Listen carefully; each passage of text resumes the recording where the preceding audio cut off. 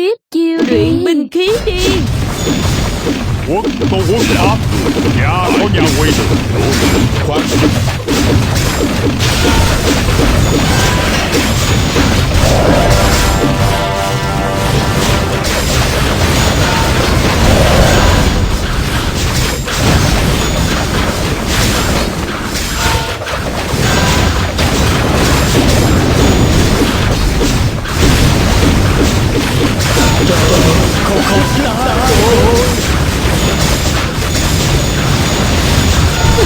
Có thể lợi dụng.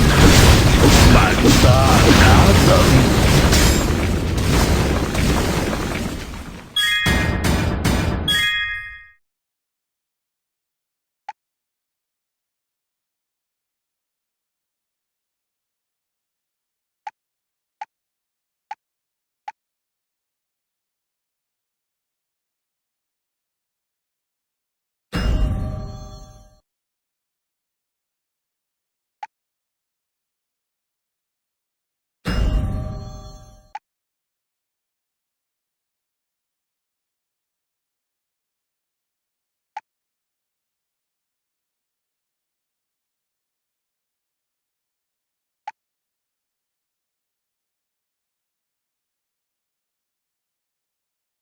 Tiếp chiêu đi. Luyện binh khí điên.